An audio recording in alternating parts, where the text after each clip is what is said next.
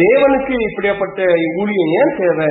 ஏன் இந்த விபிஎஸ் எல்லாம் நம்ம நடத்தணும்? ஏன் சண்டே ஸ்கூல் பிள்ளைகள் மீது ஏன் இவ்வளவு ஆர்வத்தை நம்ம காட்டணும் அப்படின்ற இங்க இருக்கிற எல்லா பெரும்பாலான பெற்றோர் உங்களுக்கு பிள்ளைகள் உண்டு. இன்னைக்கு கொடுக்கப்படுகிற செய்தியை கொஞ்சம் நீங்க கூர்ந்து கவனிங்க. பிள்ளைகள் ஏன் நம்ம பிள்ளைகள் மீது இவ்வளவு கான்சென்ட்ரேஷன் நம்ம பண்ணணுமா? இவ்வளோ அதுக்காக 2 நாட்கள் அந்த வெயில்ல கூட ரொம்ப சிரமமா இருந்துச்சு. சில பேர் சகோதரிமார் ரொம்ப பிரயாசப்பட்டு அதற்கான காரியங்கள், உணவு செய்கிற காரியங்கள் எல்லாம் பண்ணாங்க. உள்ள கிளாஸ் எடுக்கும் போது கூட ரொம்ப கஷ்டமா தான் இருந்துச்சு. அனல் வீசினது, சரியான ஒரு வசதி இல்லைனாலும் கூட இவ்வளோ பிரயாசத்தை சின்ன பசங்க வாழ்க்கையில ஏன் நம்ம எடுக்கணும்? அவங்க ஒரு 25-30 வயசு ஆயிட்டப்ப அப்போ உட்கார வச்சு நம்ம நல்லா டீச் பண்ணிடலாமே, இப்பவே எதுக்கு இவ்வளோ அப்படின்ற போன்ற எண்ணங்கள் எல்லாம் நமக்கு வரக்கூடும்.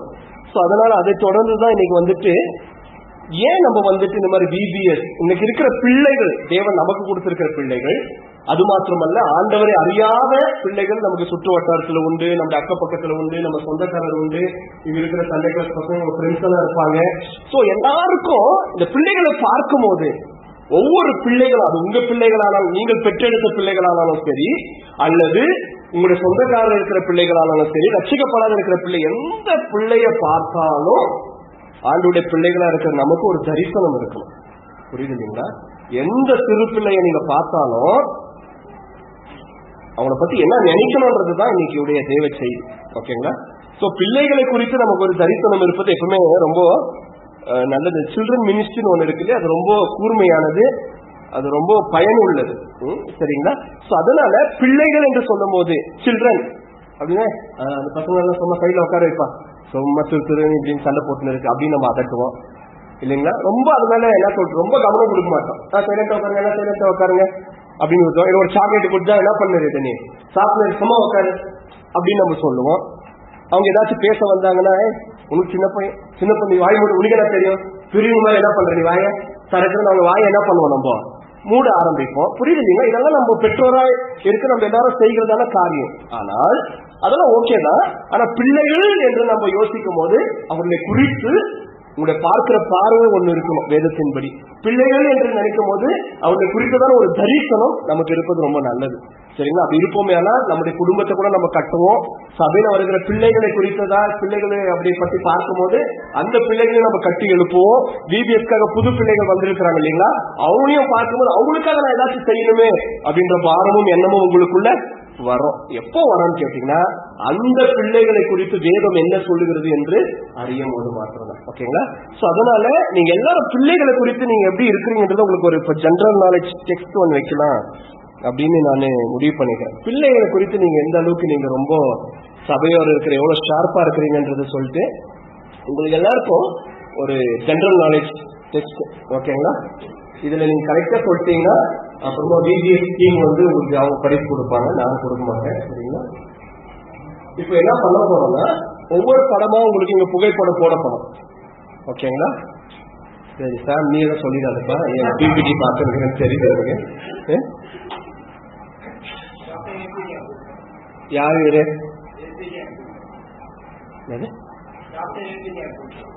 அப்துல் கலாமா? அந்த மாதிரி எங்க பக்கத்துலாங்க சரிதா. அந்த குழந்தை யாருன்னு அப்துல் கலாம்னு சொல்றாரு அவரு. என் குழந்தை போட்டோ விட்டு இந்த போட்டோவை நான் பாக்குறதுன்னு சில பேர் சொல்றீங்க குழந்தை. கரெக்ட் தான். டாக்டர் ஏபிஜே அப்துல் கலாம் எப்படி இருக்காங்க? நல்லா சொன்னாங்க. ஓகே, அடுத்த போட்டோ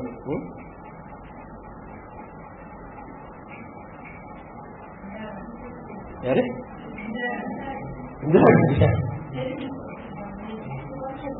சுபாஷ் சந்திர போஸ், ராஜீவ் காந்தி. எல்லா ஜாதியும் பேசுறேங்க, இந்த நேரத்துக்கு எந்த ஜாதியும் விட்டுறாங்க.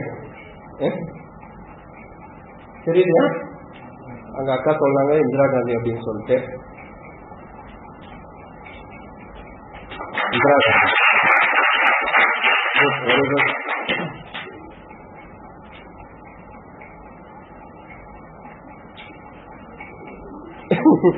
எல்லா குழந்தையும் ஒன்னாதான் இருக்கும். இதை போயிட்டு நேரத்தை பார்த்து எல்லாம் கண்டுபிடிக்கிறேன். கெஸ் பண்றீங்களா?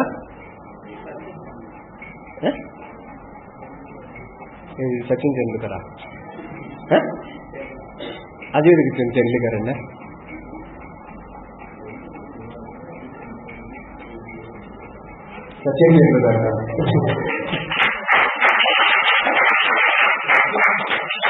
தெரியல. எட்வினிங் மாத்திரம் கொஸ்டின் பேப்பர் லீக் ஆயிடுச்சு.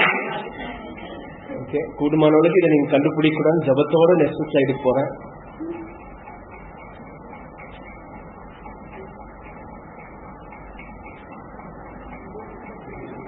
என்ன பாருங்க, கண்டிப்பா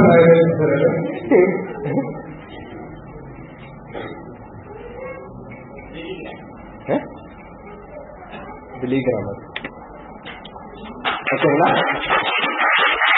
ஏன் இந்த புகைப்படத்தெல்லாம் நான் போட்டேன் அப்படின்னா, ஏன் இந்த புகைப்படம்லாம் வந்துட்டு அவங்க குழந்தையா இருக்கும்போது ஒரு போட்டோ, அப்புறமா அவங்க வளர்ந்து இருக்கும்போது ஒரு போட்டோ அப்படின்னா, இந்த குழந்தைகள் இவங்க எல்லாரும் பார்க்கும்போது அப்ப நம்ம என்ன புரிஞ்சுக்கணும் அப்படின்னு கேட்டீங்கன்னா, இப்ப பிலிகிராமுடைய அது குழந்தை இருக்கும்போது எடுத்தாது புகைப்படம் இல்லைங்களா. யாருக்கும் தெரியாது இந்த குழந்தைதான் நாளைக்கு உலகத்திலேயே தலை சிறந்த சுவிசேஷகரா மாறுவாங்க. யாருக்கும் அவரை உட்காந்து சண்டே கிளாஸ் எடுத்து கண்டிப்பா தெரிஞ்சிருக்காரு இப்படி ஆகும் சொல்லி.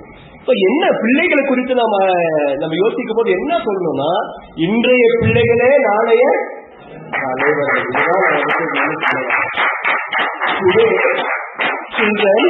டுமாரோ, இந்தின மக்களே நாளைய நாயக்கரு. அதுதான் நான் சொல்ல வரேன். இப்ப இவ்வளவு சண்டை கிளாஸ் இங்க நம்முடைய பிள்ளைகள் இருக்கிறாங்க. நம்ம எப்படியும் அவங்கள பார்க்கணும், அவங்கள பாக்குற பார்வை தரிசனம் எப்படி இருக்கணும்னா, இல்ல இல்ல நாளைக்கு இந்த மகள் இந்த மகன் நாளைக்கு ஆண்டவருக்காக ஒரு பெரிய தலைவனாய் ஆண்டவர் எடுத்து நிறுத்துவாரு என்கிற தரிசனம் நம்முடைய சபையில இருக்கிற எல்லா பிள்ளைகளை குறித்து நமக்கு இருக்கணும் இல்லைங்களா. அது மாத்திரம் அல்ல, இன்னைக்கு விபிஎஸ் வந்து கிட்டத்தட்ட நபர்கள் புதிய பிள்ளைகள்லாம் வந்திருக்கிறாங்க. அவங்க அச்சுப்பா 2 நாள் முடிஞ்சிச்சு, இந்த 3ஆம் நாள் அப்பா எப்படின்னா ஆச்சு சாப்பாடு கொடுத்து அனுப்பிச்சோம்னா அதோட நம்ம வேலை முடிஞ்சிச்சு. இதோட நெக்ஸ்ட் விபிஎஸ் எப்போ, அடுத்த வருஷம் கர்த்தருக்கு சித்தமான கர்த்தருடைய வருகை தாமதிக்குமான அப்படி விட்டுறக்கூடாது இல்லைங்களா.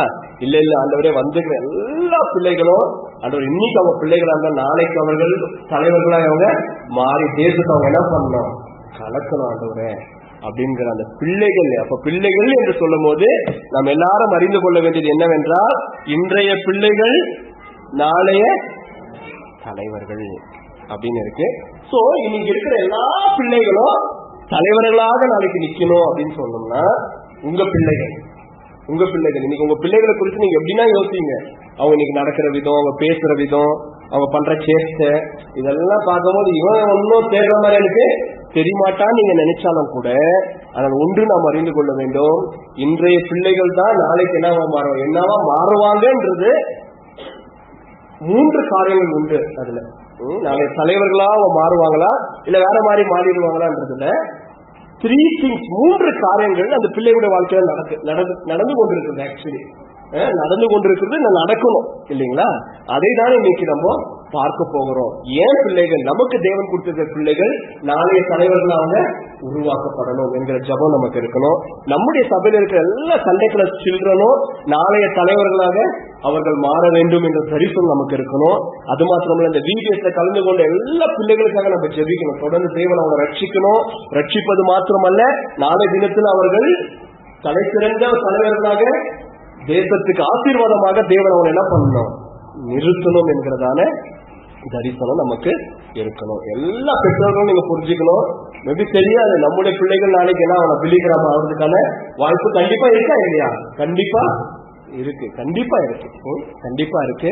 ஆனால் நாம் செய்ய வேண்டிய காரியம் என்ன, நாம் செய்ய வேண்டிய காரியம் என்ன என்கிற காரியத்தை தான் இன்னைக்கு ஒரு குழந்தை, ஒரு பிள்ளை எப்படி ஒரு தலைவனாய் மாறினான் என்கிறதான ஒரு காரியத்தை தான் இன்னைக்கு நம்ம பார்க்க போறோம். சரிங்களா? ஒரு குழந்தை எப்படி வந்துட்டு அவன் வளர்ந்து ஒரு தலைவனாய் மாறினான். 2 நாளாகமத்தின் புஸ்தகம் 2 Chronicles 2 ಪೂರ್ವ ಕಾಲ ವೃತ್ತಾಂತ 33ನೇ ಅಧ್ಯಾಯ 34வது அதிகாரம் வெறும் 1வது வசனம் மாத்திரம் இப்ப வாசிங்க, நேரத்தை கருதி. நம்ம ஒரு யோசியா ராஜாவாகிற போது 8 வயதா இருந்து 31 வருஷம் எருசலேமை அவன் அரசாண்டான் என்று ஒரு ராஜாவை குறித்து இங்க சொல்லப்பட்டிருக்கிறது. 8 வயசு தான் இவனுக்கு, இந்த பையனுக்கு. புரியுது இல்லைங்களா? 8 வயசு. 8 வயசுனா யார் சிஸ்டர் 8 வயசு கேட்கறாங்க? யார் 8 வயசு இல்லையா? வீரசேனா 8 வயசு இல்லையா? ஏன் நின்று பக்கம் 8 நிமிஷம். இப்ப கொஞ்சம் யோசனை பண்ணி பாருங்க. இவர் பிரைம் மினிஸ்டர் எப்படி இருக்கும்? நாளைக்கு மோதிய கத்தி விட்டு அப்ப வீரசேன நீதாப்பா நாளைக்கு நம்ம என்ன பண்ணுவோம்? சிரிப்போம். இதெல்லாம் என்ன சின்ன பிள்ளை தரமா இருக்கு அப்படின்னு. ஆனா என்ன தெரியுங்களா, 8 வயதாகும் போது யார் ராஜாவா மாறினானா? யோசியா. அவன் 8 வயதுல அவன் யாரா மாறினா? ராஜாவா மாறினா. ஓகேங்களா? இப்ப இவனுடைய வாழ்க்கையில நடந்த சில காரியங்களை குறித்து நம்ம பார்க்க போகிறோம். சரி, இப்போ எல்லாரும் நல்லா கவனிங்க. பிள்ளைகள் என்று சொல்லும் போது அந்த பிள்ளைகள் இந்த 8 வயசுல அவன் ராஜாவா மாறினா இல்லைங்களா அந்த யோசியா. நீங்க நீங்க என்ன யோசிப்போம் நம்ம இந்த மாதிரி நினைக்கும் போது, அப்பா 8 வயசுல அவன் ராஜாவா ஆயிட்டா அவங்க அப்பா எப்படின்னு இருப்பாங்க? சூப்பர் இருந்திருப்பாங்க. அவங்க அம்மா ரொம்ப சூப்பரா இருந்திருப்பாங்க. அவருடைய குடும்பத்துடைய பின்னணி தான் சூப்பரா இருந்திருக்கும். நல்லா ட்ரைனிங் கொடுத்து, நல்லா சொல்லிக் கொடுத்து, நல்லா டியூஷன் கமிச்சு, நல்ல நாலேஜ் அறிவை கொடுத்து நல்லா என்ன பண்ணிட்டு அந்த குடும்பம் இந்த பையனை உருவாக்கிட்டு என்னவா பண்ணிட்டாங்க? ராஜாவா மாத்திட்டு இருப்பாங்களோ அப்படின்னு நம்ம யோசிப்போம். ஆனால் அப்படி அல்ல, அப்படி நடக்கல. ஆக்சுவலி அப்படி நடக்கல. என்ன ஆச்சு அப்படின்னு கேட்டீங்கன்னா, யூசுவலி எல்லா பிள்ளைகளுக்கும், இங்க இருக்கிற எல்லா சிறு பிள்ளைகளா இருக்கிறவங்களுக்கும் ரொம்ப ஃபேவரட் என்னன்னா, ரொம்ப ஃபேவரட் என்ன தெரியுமா சொல்றேன்? ரொம்ப அவங்களுக்கு செல்லும் அப்படின்னும் போது யாருன்னு கேட்டீங்கன்னா, அப்பா அம்மா ஒரு பக்கம் இருந்தாலும் ஆயா தாத்தா தான் என்ன அவங்களுக்கு பேரன் பேத்தின்னு அவங்களும் என்ன பண்ணுவாங்க? ரொம்ப அன்பு காட்டுவாங்க. பிள்ளைகள் கூட என்னன்னா ஆயா சாரி இப்ப ஆயா சொல்லக்கூடாது இந்த காலத்துல. அம்மா அது வேற யாருன்னா போச்சுக்கோங்க, அதுக்கு இன்னொரு பாட்டு அம்மா அம்மாவா அப்படின்னு சொல்லி ஓடுவாங்க. தாத்தான்னு என்ன பண்ணுவாங்க? ஓடுவாங்க இல்லைங்களா? அப்ப 8 வயதா இருக்கிற இவன், இந்த யோசியா 8 வயசுல அவன் ராஜா வாழ்த்தான். இவனுடைய தாத்தா இருக்கிறாங்க பாத்தீங்களா? இவனுடைய தாத்தாவை குறித்து தான் நம்ம பார்க்க போகிறோம். இவருடைய தாத்தாவுடைய பேர் என்னன்னு கேட்டீங்கன்னா, வாசிங்க அதே 2 நாளாகமும் 33வது அதிகாரம் இவருடைய தாத்தாவுடைய பேர் சொல்லப்பட்டிருக்கிறது. வாசிங்க 2 நாளாகமும் 33வது அதிகாரம் 1வது வசனம்.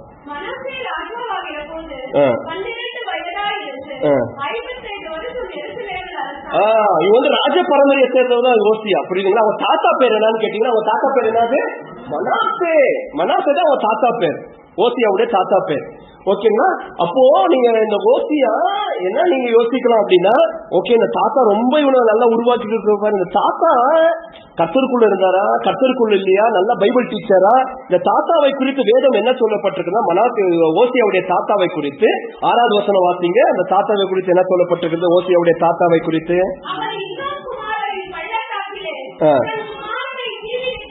தன் குமாரர்களை தீமிதிக்க பண்ணி நாளும் நிமித்தமும் பார்த்து பில்லி சூன்யங்களை அனுசரித்து அஞ்சனம் பார்க்கிறவர்களையும் குறி சொல்லுவர்களையும் வைத்து கர்த்தருக்கு கோபம் உண்டாக்க ஆண்டவருடைய பார்வைக்கு மிகுந்த பொல்லாப்பை அவர் செய்தார். இப்ப நான் யோசிங்க எப்படி இந்த ஓசியா ராஜாவா இருந்தா இல்லைங்களா? கிட்ட அவனுக்கு 6 வயசு இருக்கும். 6 வயசு தாத்தா கிட்ட போகும்போது, ஓகேங்களா, ஓடி போய் தாத்தா மடியில உட்காரும் போது இந்த தாத்தாவை குறித்து என்ன பண்ணா அவன் என்ன பார்ப்பான்? குறி சொல்லுவாரு, அப்புறமா அஞ்சனம் பார்ப்பாரு, அப்புறமா எல்லா குமார்களும் என்ன பண்ணுவாரு? நெருப்பு தீ மிதிக்க பண்றது என்னன்னா நெருப்புக்கு பலி கொடுக்கிறது. புரியுதுங்களா? அப்ப எவ்வளவு மோசமான ஒரு சூழ்நிலையில இந்த ஓசியா ராஜா நீங்க வைக்கப்பட்டிருந்தால் என்பதை நீங்க புரிஞ்சுக்கணும். புரியுது இல்லைங்களா? ஒரு நம்ம ஆண்டுடைய பிள்ளைகளா நம்ம இருப்போமானால், ஒருவேளை நம்ம பின்னணி நம்முடைய தகப்பன் தாயார் இன்னும் ரட்சிக்கப்படல அப்படின்னும் போது, அவங்க வீட்டுல ஏதோ நல்லது கெட்டது அப்படி நடக்கும்போது பொதுவா நம்ம பிள்ளைகளை அனுப்புறதுக்கு நம்ம கொஞ்சம் என்ன பண்ணுவோம்? யோசிப்போம். ஏன்னா அவங்க என்ன வேற இருந்தா அங்க பண்ணும்போது நம்முடைய பிள்ளைகள் அதை பார்த்து என்ன ஆயிடுவாங்க? டிஸ்டர்ப் ஆயிடுவாங்க. அவங்க வேற எண்ணங்கள் வரும். அதனால கூடுமானவருக்கு பிள்ளைகள் அப்படியேப்பட்ட சூழ்நிலைக்கு நம்ம என்ன பண்ண மாட்டோம்? விட்டு கொடுக்காம நம்மளே வச்சுக்க முயற்சி பண்ணுவோம். ஆனா ஓசியா ராஜா 8 வயசுல இருக்கும் போது அவன் ராஜாவை மாறினானா. அப்ப அவனுடைய குடும்பத்தின் சூழ்நிலை பார்த்தா, ஒரு லீவுன்னு வந்தப்ப தாத்தா வீட்டுக்கு மனாத்த வீட்டுக்கு போனா அங்க ஜபம் இருக்காது, அங்க வேத வாசிப்பு இருக்காது, அங்க ஆண்டவரை துதிக்கிற துதினாங்க இருக்காது. அங்க இருக்கிறதெல்லாம் வேற ஒரு காரியமாகவே இருந்தது. அப்போ அவன் மனாசையை குறித்து என்ன சொல்லப்பட்டிருக்கிறதுனா, அவன் கர்த்தருக்கு பிரியம் இல்லாதவன். ஆண்டவருடைய கோபம் அவன் மேல என்ன பண்ணிருந்தது, பற்றி எரிந்து கொண்டிருந்தது. அப்படியாப்பட்ட மடியில இருந்தவன் தான் யாரு, ஓசியா ராஜா. அப்படியாப்பட்ட மடியில வளர்ந்தவன் தான் ஓசியா ராஜா. இந்த பிள்ளையை குறித்து நீங்க யோசிக்கணும். தாத்தா மடியில போட்டா ஆபிரகாம் கதை சொல்ற தாத்தா கிடையாது, இயேசு கிறிஸ்துவை சொல்லுகிற தாத்தா கிடையாது. ஆதாம் ஏவாள் எப்படிப்பா வந்தாங்க, பாவம் எப்படி வந்துச்சு, ஆரியராரோ சொல்ற தாத்தா கிடையாது. இந்த தாத்தா யாருடைய தாத்தா, ஓசியாவுடைய தாத்தா. அவனுக்கு தெரிந்ததெல்லாம் அந்நிய தேவர்கள் வெளிப்படுவதுதான். அவனுக்கு தெரிந்ததெல்லாம் இதை செய்து அதை செய்து ஆண்டவருக்கு பிரியம் இல்லாமல் கோபத்தை வளர்க்கவனுடைய தேவனுடைய கோபத்துக்கு உள்ள அவனுடைய அந்த மடியில தான் தவழ்கிறவன் யார் தெரியுங்களா, ஓசியா ராஜா. இதுதான் அந்த குடும்பத்துடைய பின்னணி. எப்படியாப்பட்ட குடும்பத்துல இந்த பிள்ளை வளர்ந்துச்சுன்றத கொஞ்சம் நீங்க யோசிக்கணும். தாத்தா கதை எப்படி, சரி தாத்தா தான் அப்படி இருக்கிறாரு, அப்ப நம்ம என்ன செய்வோம், நீ தாத்தா வீட்டுக்கே போவாத, நீ அப்பா கூடவே என்ன பண்ண இரு, நீ அம்மா கூடவே இரு, தாத்தாவும் இல்லை உனக்கு ஆயாவும் இல்லைன்னு சொன்னா அப்பா எப்படி இருக்கு நல்லவரோ அப்படி நீங்க பாத்தீங்கன்னா, இந்த பையனுடைய அப்பா நீங்க பாத்தீங்கன்னா அந்த பையனுடைய அப்பா 21வது வசனம், 33வது அதிகாரம் 21வது வசனம். ஆமோன் ராஜாவாகிற போது 22 வயதா இருந்த போது அரசாண்டான். 22வது வசனம். மனாசை எப்படி பண்ணானோ, மனாசையுடைய புள்ளதான் யாரு, அம்மோன். அவன் என்ன பண்ணானா, தன் தப்பா என்ன மனாசை எப்படி பண்ணானோ செய்தான். ஆமோன் பலியிட்டு அவைகளை சேவித்தான்.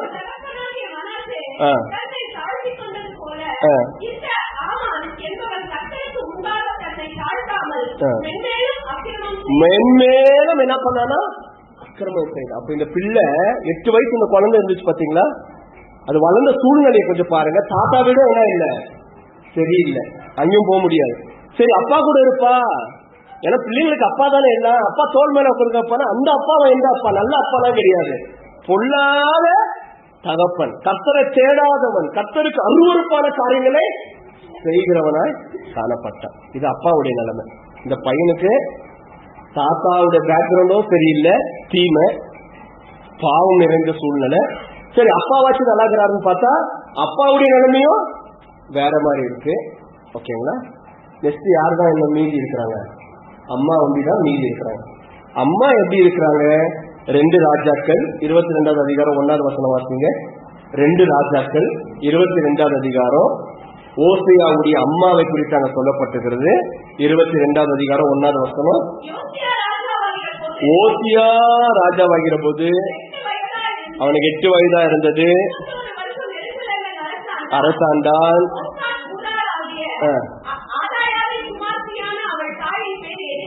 அவளுடைய தாயின் பேர் எதிசாள், அவளதான் சொல்லப்பட்டிருக்கிறது.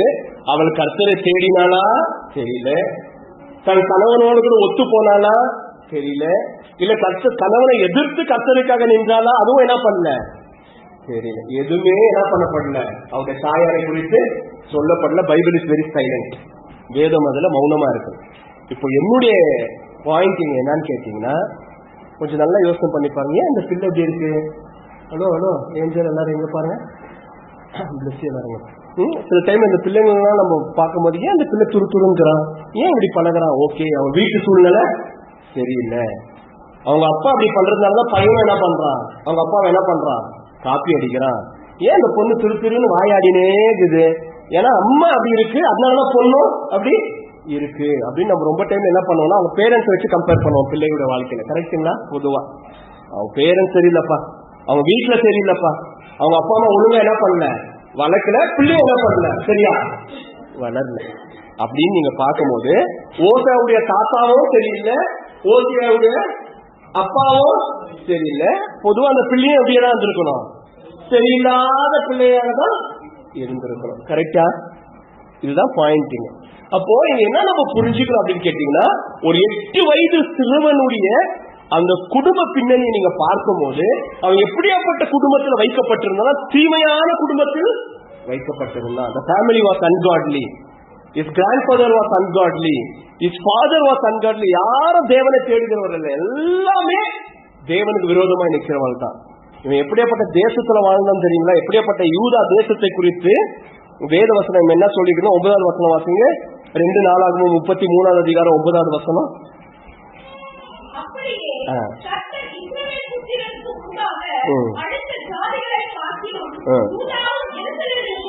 யூதாவும் எருசலேமின் குடிகளும் பொல்லாப்பு செய்யத்தக்கதாய் மனாசே அவர்கள் என்ன பண்ணானா? வழி தப்பினா. என்ன எங்க பாயிண்ட் சொல்ல வரனா, குடும்பமும் சரியில்லை, வேலை செய்யற இடமும் சரியில்லை, வாழுகிற இடமும் சரியில்லை, தேசமும் என்ன பண்ணல, சரியில்லை. இதுதான் இந்த பிள்ளை வைக்கப்பட்டிருந்த சூழ்நிலையை நீங்க கொஞ்சம் கவனிக்கும்படியாக நான் கேட்கிறேன். குடும்பம், வீடு சரியில்லை, அவன் வைக்கப்பட்டிருந்த தேசமாச்சு எப்படிப்பா இருக்கு? கர்த்தருக்கு பயந்து நடக்கிற தேசமா அப்படின்னு கேட்டீங்கன்னா, தேசத்துல யூதா தேசத்துல எல்லா ஜனங்களும் மனாசை எப்படி பண்ணானோ அதை காட்டிலும் டபலா பண்ணி கடைசியில மனாசாக்கு கொஞ்சம் உணர்ந்தான். ஆனா ஜனம் என்ன பண்ணல, உணராமே போயிட்டாங்க. அப்படியாப்பட்ட காரியத்துல இந்த குழந்தை வளர்ந்தது. எந்த குழந்தை? நான் ஏன் இதை சொல்றேன் அப்படின்னு கேட்டீங்கன்னா, நான் ஏன் இதை பாயிண்ட் பண்றேன் அப்படின்னு கேட்டேன், இன்றைக்கு இருக்கிற சூழ்நிலைகளில் இன்னைக்கு இருக்கிற பிள்ளைகளுடைய வாழ்க்கையை நீங்க பார்க்கும் போது அவங்க எப்படியாப்பட்ட சூழ்நிலையில வைக்கப்பட்டிருக்கிறாங்க என்பதை நீங்க புரிஞ்சுக்கணும். இன்னைக்கு நம்முடைய யோசியாவுடைய எண்ணங்களை கொஞ்சம் யோசனை பண்ணி பாருங்க. பில்லி சூனியன் என்னன்னு யோசியா கிட்ட கேட்டிருந்தா கண்டிப்பா தாத்தா பாத்தா என்ன பண்ணிருப்பாங்க, சொல்லியிருப்பான். பிள்ளைகள் எப்படி பலி கொடுக்கணும்னு நீங்க யோசியா கிட்ட கேட்டீங்கன்னா, தெரியுமே, எங்க கத்துக்கணும், எங்க பார்த்தா தாத்தா பண்ணாரு எனக்கு தெரியுமே. 8 வயசுல என்னதான் தெரியக்கூடாதோ எல்லாமே யாருக்கு தெரிஞ்சிருக்க வாய்ப்பு உண்டு, யோசியாக்கு. ஏன் தெரியுங்களா? அப்படியாப்பட்ட குடும்பத்தில் அவன் வளர்ந்தவன். எனக்கு அருமையான ஆண்டோட பிள்ளைகளே, இன்றைய பிள்ளைகள் நாளைய தலைவர்கள் ஆகக்கூடாது என்பதற்காக சத்துருவாகிய சாத்தான் பிள்ளைகளுடைய வாழ்க்கையை கெடுப்பதற்காக, பிள்ளைகளுடைய எதிர்காலத்தை கெடுப்பதற்காக என்னத்தை உருவாக்குறான் அப்படின்னா, தீமை என்கிறதான, பொல்லாப்பு என்கிறதான, ஈவில் சொல்றோம் பாத்தீங்களா, சின் சொல்றோம் பாத்தீங்களா, எப்படியாச்சும் அந்த சூழ்நிலையில அந்த பிள்ளை வளர்ந்துன்னு சொல்லிட்டு குடும்பத்தை என்ன பண்றான், கெடுக்க ஆரம்பிக்கிறான். பெற்றோருடைய வாழ்க்கையை சீர்குலைக்க ஆரம்பி. அதுவும் சத்துருடைய தந்திரம் இந்த காலத்துல. இந்த காலத்துல ஏன் தெரியுமா சத்துருடைய தந்திரம் என்னன்னா, என்ன பிள்ளை நாளைக்கு ஆண்டவருக்காக வளர்ந்து தலைவர் ஆயிடக்கூடாதுன்றதற்காக அவன் எப்படியாப்பட்ட சூழ்நிலையில வைக்கப்பட வேண்டும் என்பது ரொம்ப ஜாக்கிரதை. எப்படியாப்பட்ட அப்பா கிட்ட அவன் வளர்றான், எப்படியாப்பட்ட அம்மா கிட்ட அவன் வளர்றான், எப்படியாப்பட்ட சூழ்நிலையில அவன் வளர்றான்றது ரொம்ப முக்கியம். இது அறிந்த சத்துரு என்ன பண்றான் இந்த காலத்துல, தீமை எங்க பார்த்தாலும் தீமை. ஓசியாக்கு 8 வயசுல அவன் என்னதான் தெரிஞ்சுக்க கூடாதோ எல்லாமே அவன் தெரிஞ்சுக்கிறது. காரணம் என்னன்னு கேட்டீங்கன்னா, அவனுடைய குடும்ப பின்னணி அப்படியாக இருந்தது, அவன் தேசத்தின் பின்னணி அப்படியாக இருந்தது இல்லைங்களா? ஆனா இன்னைக்கு இருக்கிற பிள்ளைகளை நீங்க எடுக்கும் போது, இன்னைக்கு இருக்கிற பிள்ளைகளை நீங்க பார்க்கும் போது, அவங்க வயசுக்கு மிஞ்சின காரியங்கள் எல்லாம் அவங்க என்ன பண்றாங்க இன்னைக்கு தெரிய வருது. அவங்களுக்கு தெரிய வருது. நம்மளே யோசிப்போம், இந்த சின்ன வயசுல இவங்களுக்கு இந்த மாதிரி யோசிக்கிறாங்களே, இந்த சின்ன வயசுல இந்த கேள்வி எல்லாம் கேட்கறாங்களே அப்படின்னு யோசனை நம்ம வரும்போது, இன்றைக்கு பிள்ளைகள் எப்படியாப்பட்ட ஒரு சூழ்நிலையில வாழ்றாங்க அப்படின்னு கேட்கும்போது, இந்த புகைப்படம் வந்துட்டு உங்களுக்கு அது அத்தாச்சு உங்களுக்கு காட்ட இல்லைங்களா? இன்னைக்கு இருக்கிற பிள்ளைகளுடைய நிலைமை என்ன? ஓசியா அவனுடைய சூழ்நிலை, அவன் ஒரு கைதி தான். ஏன் கைதி அப்படின்னு கேட்டீங்கன்னா, அப்பாவும் சரியில்லை, தாத்தாவும் சரியில்லை, தேசமும் சரியில்லை, ஆண்டுக்கு பிரியமில்லாத காரியங்கள். இன்னைக்கு நீங்க இங்க பார்க்கும் போது, இந்த புகைப்படத்தை நீங்க பார்க்கும் போது, நம்முடைய பிள்ளைகள் பார்க்கும் போது ஆல்ரெடி அவங்க ஒரு கைதியாகவே அவன் மாறிட்டு இருக்கிறாங்க. ஆல்மோஸ்ட் கைதி தான். அடிமைகள். எதுக்கு அடிமைகள்? இன்னைக்கு இருக்கிற டெக்னாலஜிக்கு, இன்னைக்கு இருக்கிற சோசியல் மீடியாக்கு, இன்னைக்கு இருக்கிற மொபைலுக்கு எல்லா பிள்ளைகளும் இன்னைக்கு தேவனுக்கு பயந்த சூழ்நிலை இல்லை. அவங்க வளர்ற சூழ்நிலை எப்படியா இருக்கிறது? வித்தியாசமான ஒரு சூழ்நிலையா இருக்கிறது. அப்ப இன்னைக்கு வந்துட்டு எல்லா இந்த புகைப்படம் நீங்க பார்க்கும் போது ட்ரக்ஸ், போதைப் பொருட்கள். இன்றைக்கு ஏராளமான பிள்ளைகள் அதுக்கு அடிமையாக, அதெல்லாம் என்னன்றது தெரியாம காலம் ஒண்ணு இருந்தது. ஆனா இப்ப அப்படி இல்லை. எல்லாமே ஓப்பன் தான். இன்னைக்கு வந்து சைல்டு அபியூஸ் காரியங்கள் உண்டு இல்லைங்களா? இந்த புகைப்பட சைல்டு அபியூஸ். போன நியூஸ்ல கூட நீங்க கேட்டிருப்பீங்களா, 8 வயது இல்லைங்களா சிறுமியுடைய காரியங்கள் கேள்விப்பட்டிருப்பீங்க. யார் சொல்லி கொடுத்தது? ஏன் அந்த பிள்ளைக்கு அப்படியாப்பட்ட நிலைமை? அந்த பிள்ளை நாளைக்கு தலைவியா மாறதுக்கான வாய்ப்பு இல்லையோ? ஒருவேளை அந்த பிள்ளைக்குள்ள தேவ திட்டம் இருந்திருக்கலாமே, அந்த பிள்ளைக்கு தேவ நோக்கம் இருந்திருக்கலாமே. சிறுமியான வாழ்க்கை, ஆனா தீமை என்கிற காரியம் அந்த பிள்ளையுடைய வாழ்க்கையை அட்டாக் பண்ணதுனாலதான் இன்னைக்கு அவங்க அந்த பிள்ளையுடைய அந்த மன நிலையை நீங்க யோசிச்சிருக்கணும் இல்லைங்களா? இன்னைக்கு அநேக பிள்ளைகள் பக்கத்தில் இருந்த டிப்ரெஷன்.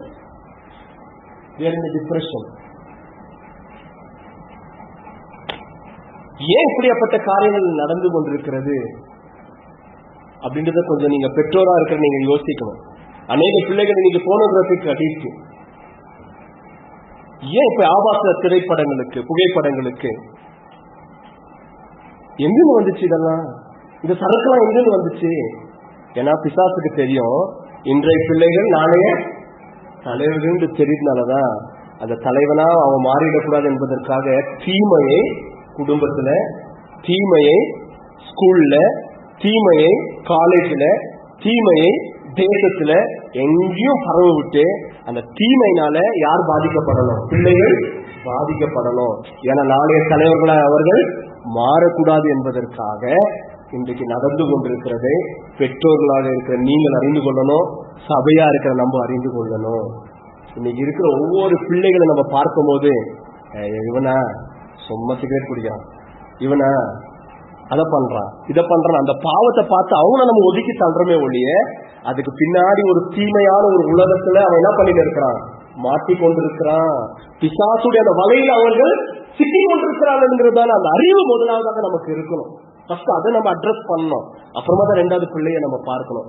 ஏன் இப்படியா போன்ற காரியங்கள் நடந்து கொண்டிருக்கிறது என்றால் ஃபர்ஸ்ட் அப்ப நம்ம என்ன புரிஞ்சுக்கணும்? முதல் குறிப்பு என்ன அப்படின்னு கேட்டீங்கன்னா, பிள்ளைகளை வாழ்க்கையில் இன்னைக்கு என்ன இருக்குன்னா, அவருடைய தலைவராய் மாற்றக்கூடாதபடிக்கு தீமையின் பங்கு அவருடைய வாழ்க்கையில இருக்கிறது. இதுதான் நீங்க புரிஞ்சுக்க வேண்டிய காரியம். ஏன் என் பிள்ளை இப்படி பண்றான்? ஏன் என் பிள்ளை கர்த்தருக்கு பிரியமில்லாதவே பண்றான்? ஏன் என் பிள்ளை இந்த ஒரு கெட்ட பழக்கத்துக்கு அடிமையா இருக்கிறான்? அப்படின்ற பல கேள்விகள் நமக்கு உண்டு இல்லைங்களா? நம்ம பிள்ளைகளை குறித்து நம்ம அப்படியே யோசிக்கிறோம். ஒருவேளை அப்படியேப்பட்ட பிள்ளைகள் உங்களுக்கு இல்ல அப்படின்னா, நாளைய தினத்துல அப்படியேப்பட்ட சூழ்நிலை அவர் வாழ்ந்து கொண்டிருக்கிறார் என்பதை பெற்றோர்களா நீங்கள் அறிந்து கொள்ளணும், சபையா இருக்க நாம் அறிந்து கொள்ளணும். They are in a very danger situation. இன்னைக்கு ரொம்ப டேஞ்சரா இருக்கிறது. ஏன் பிள்ளைகளை குறித்து ஜாக்கிரதையா இருக்கணும் தெரியுங்களா?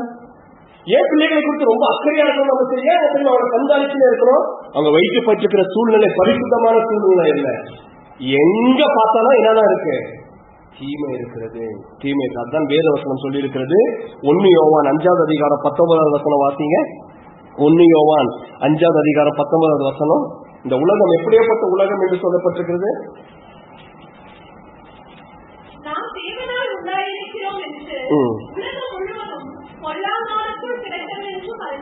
உலகம் முழுவதும் எதுல இருக்கு? பொல்லாங்கனுக்குள் இருக்கிறது என்பதை நாம் அறிந்திருக்கிறோம். பாருங்க, அதனாலதான் நான் சொல்றேன், பிள்ளைகளை உட்கார வச்சு டேய் பொய் சொல்லக்கூடாது அப்படின்னு நம்ம சொல்லி கொடுக்குறோம். கரெக்டுங்களா? ஆனா எங்க கத்துக்கிறாங்க பொய் சொல்றது அப்படின்னு கேட்டீங்கன்னா, பொய் சொல்ற உலகத்துலதான் நம்ம என்ன பண்ணப்பட்டிருக்கிறோம்? வைக்கப்பட்டிருக்கிறோம். நீங்க எப்படி பொய் சொல்ல வேண்டும் அப்படின்னா அவங்களுக்கு வீடியோ எடுக்கணும்னு அவசியம் கிடையாது. ஏன்னா நீங்க சொல்லாமையே அவங்க என்ன பண்ணுவாங்க? அதை கத்துக்குவாங்க. ஏன் கத்துக்குவாங்கன்னா, உலகம் பொல்லாங்கனுடைய கரத்தில் இருக்கு. எப்படி திருடணும் என்பது நம்ம பிள்ளைகளுக்கு யாரும் சொல்லிக் கொடுக்க தேவையில்லை. ஏன்னா திருட்டும் என்றது ஆட்டோமேட்டிக் இதெல்லாம் எவ்வளோ கத்துக்கணும் எங்க? ஏன்னா எந்த உலகத்தில் அவங்க வைக்கப்பட்டிருக்கிறாங்க? பொல்லாத உலகத்தில் அவர்கள் வைக்கப்பட்ட. They will learn automatically without teaching. ஏன்னா அதுதான் பொல்லாப்புக்கு இருக்கிற விசேஷமான தன்மை. புரியுதுங்களா? நம்ம பிள்ளைகளுக்கு பொய் சொல்றதுக்கோ, திருடுறதுக்கோ, பித்தலாட்டம் பண்றதுக்கோ, பாவமான காரியத்தை இது செஞ்சுட்டு செஞ்சியா அப்படின்னா உடனே ஆமா மம்மி பரிஜூன் பண்ணுவாங்க. கேட்கும், என்ன சொல்லுவான்? ஆமான்னு சொல்லுவான், இல்ல சொல்லுவான். பிள்ளை பொதுவா தப்பு பண்ணிட்டான், பொதுவாவே இல்ல ஐயோ நான் பண்ணல அப்படின்னு. எங்கிருந்து வந்துச்சு? நம்ம சொல்லி கொடுத்தோமா? எப்ப தப்பு பண்ணாலும் ஒத்துக்குவோம் நம்ம சொல்லி தருவோம். ஆனா பிள்ளைங்க என்ன பண்ணக்காத ஒத்துக்காது. எங்கிருந்து வந்துச்சு அப்படின்னு கேட்டீங்கன்னா, நம்முடைய உலகமே எப்படியாப்பட்ட உலகத்துல இருக்குன்னா என்ன இருக்கு? தீமை இருக்கு. எங்கேயும் தீமை இருக்கு. அந்தப்பட்ட தீமையின் சூழ்நிலையில நம்முடைய பிள்ளைகள் என்ன பண்ணிட்டு இருக்கிறாங்க, வளர்ந்து கொண்டு இருக்கிறார்கள் என்று. அப்போ ஏன் இன்னைக்கு இருக்கிற பிள்ளைகள் தலைவராச்சே, என் பையன் இப்படியா வருவான்னு நான் எதிர்பார்த்தேன், என் பொண்ணு இப்படியா வரும்னு நான் எதிர்பார்த்தேன், வரலையே அப்படின்னு கேட்டீங்கன்னா அவங்க வாழ்க்கையில யாருடைய பங்கு இருந்துச்சு தெரியுமா? யாருடைய பங்கு? தீமையின் பங்கு இருந்தது. ஒருவேளை குடும்பத்துல பரிசுத்தத்துக்கு நீங்க இடம் கொடுக்காம, ஒருவேளை நீங்க மனாசையை போலவும் அம்மோனை போலவும் நீங்க இருந்ததுனாலதான் அந்த தீமையின் பங்கு குடும்பத்தின் சூழ்நிலையை சீர்கேட்டாக்கி இன்றைக்கு பிள்ளைகள் மீது அப்படியேப்பட்ட ஒரு தாக்கத்தை ஏற்படுத்தி கொண்டிருக்கிறது. புரியுதுங்களா? இன்னைக்கு அநேக பிள்ளைகள் மனநீதியாக பாதிக்கப்படுறதுக்கு என்ன காரணம் கேட்டீங்கன்னா, வேற எங்கேயும் தீமை இல்லை. எங்க தெரியுமா தீமை இருக்கு? வீட்டுக்குள்ளவே என்ன இருக்கு? தீமை இருக்கு. ஏன்னா ஓசியா உடைய வீட்டுல என்ன இருந்துச்சுன்னா தீமை இருந்தது, தீமை இருந்தது. அப்போ என்ன நம்ம ஃபர்ஸ்ட் யோசிக்கணும்னா, ஏன் நம்முடைய பிள்ளைகளோட வாழ்க்கையில இவ்வளவு நம்ம பிரயாசப்படணும், ஏன் அவங்களுக்கு நம்ம சண்டே கிளாஸ் எடுக்கணும், ஏன் வீட்டுல அவங்களுக்கு சொல்லிக் கொடுக்கணும், ஏன் வீட்டுல ஃபேமிலி பிரேயர் பண்ணணும், ஏன் அவங்களை ஜெபிக்க வைக்கணும் அப்படின்னு கேட்டீங்கன்னா, நீங்க அதை பண்ணல அப்படின்னா யாரு பங்கு ஜாஸ்தியாகி போயிடும்? தீமை பங்கு அவங்க என்ன பண்ணணும், அப்படியே அபகரிச்சுக்கின்னு போயிடும். அதற்காக தான் நம்ம பிள்ளைகள் மீது விசேஷமான கவனத்தை செலுத்தணும், பிள்ளைகளுடைய வாழ்க்கையின் மீது விசேஷமாக கவனம் செலுத்தணும். அதனுடைய பங்கு பெற்றோருக்கு உண்டு, அதுக்கு ஒரு பெரிய பங்கு திருசபைக்கும் உண்டு.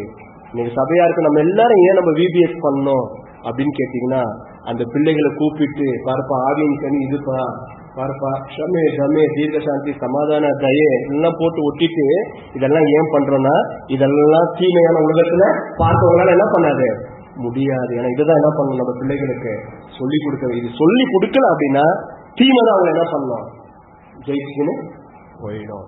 இன்னைக்கு அநேக பிள்ளைகள் நாளைய தலைவர்களாகவே போகாது. அப்படி நாளைய தலைவர்களாகவே பார்ப்போம் நம்ம, அப்படி ஆகாமே போறதுக்கு காரணம் என்னன்னு கேட்டீங்கன்னா, யாருடைய பங்கு அவருடைய வாழ்க்கையில் அதிகமாகி வென்று விட்டதுன்னா யாரு? தீமையுடைய பங்கு.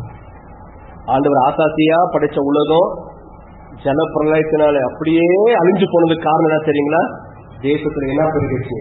தீமை பெருகினது, பாவம் பெருகினது.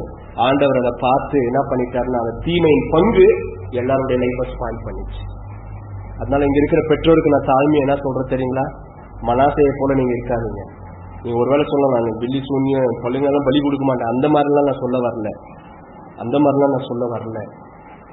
உங்களுடைய பிள்ளைகளுடைய மனதை பாதிக்கிற அளவு மாதிரியும், உங்களுடைய பிள்ளைகள் உங்க மேல வெறுப்பு வர மாதிரியும், என்னடா குடும்பம் இது, ஐயோ நான் வீட்டுக்கே போக மாட்டேன், நான் இங்கேயே இருந்துடுறேன், நான் ஃப்ரெண்டு வீட்டுக்கே இருந்துடுறேன், அப்படியாப்பட்ட போன்ற காரியங்களும் நீங்க மனசாவே ஆமோனாவும் என்ன பண்ணிக்காதீங்க. உங்க வீட்டை தயவு செய்து வச்சிடாதீங்க.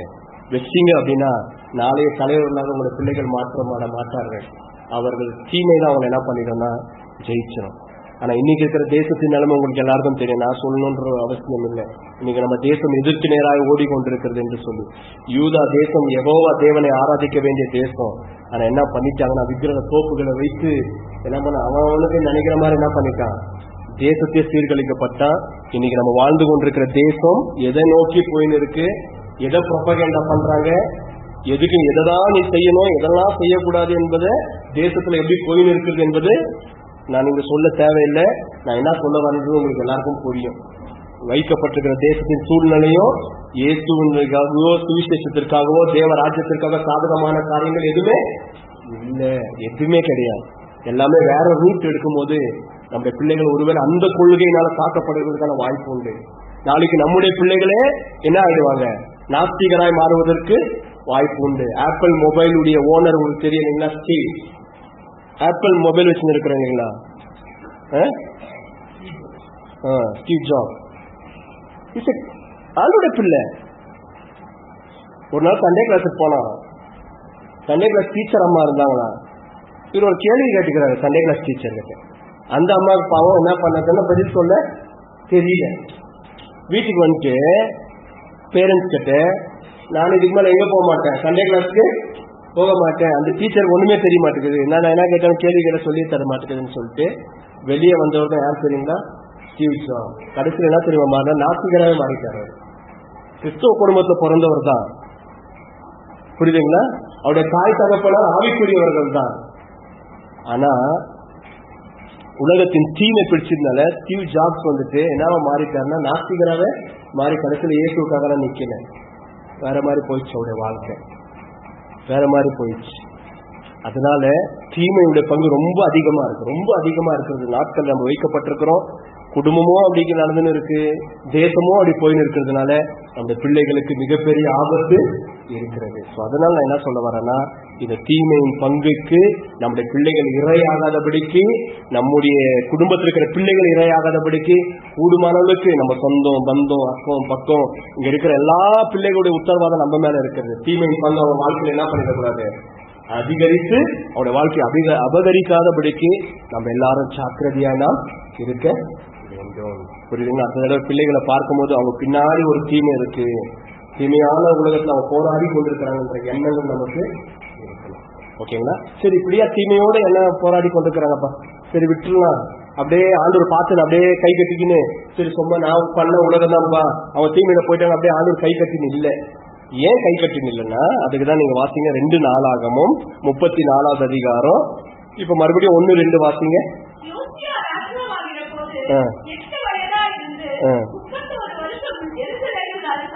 அரசாண்டான் பாருங்க, அவன் கர்த்தருடைய பார்வைக்கு என்ன செய்தானா, செம்மையானதை செய்து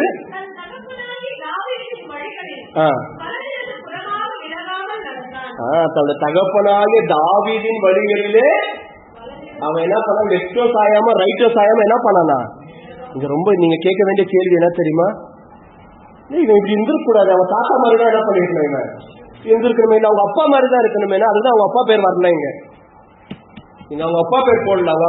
பொதுவா எப்படி போட்டிருக்கணும்னா, அம்மோனுடைய குமாரனாகிய தகப்பனாகி அம்மோனுடைய வழியில் நடவாமல் போட்டிருக்கணும். ஆனா யார் பேர் வரல, இங்க அப்பா பேர் வராம யார் பேர் வருது, இங்க தாவீதின் பேர். அப்ப பெரிய கேள்வி என்ன தெரியுங்களா, இங்க நம்மளுக்கு அப்பாவும் சரியில்லை, அம்மா கறி பத்தியும் தெரியல, தாத்தாவும் சரியில்லை, தேசமும் சரியில்லை, இந்த பிள்ளை மாத்திரம் எப்படிடா வேற மாதிரி வந்துச்சு, நம்மளுக்கு ஒரு கேள்வி இருக்கணும். கரெக்டுங்களா?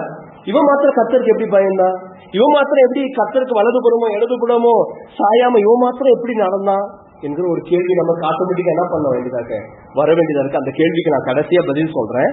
ஆனா இன்றைய பிள்ளைகள் நாளைய தலைவர்களாய் மாறுவதற்கு தீமை வந்துட்டு அப்படியாக மாறக்கூடாது, பிசாசு வந்துட்டு அப்படியாக பிள்ளைகள் மாறிடக்கூடாதுன்னு அவங்களுக்குள்ள பல தீமையான காரியங்களை உருவாக்கி எப்படியாச்சும் அவங்களோட வாழ்க்கையை சீர்கெடுக்கணும்னு ஒரு பக்கம் தீமையை யோசித்துக் கொண்டிருக்கிற நேரத்துல கர்த்தர் என்ன பண்றாரு அப்படின்னு கேட்டீங்கன்னா, what God is actively doing still God is working in the lives of small children.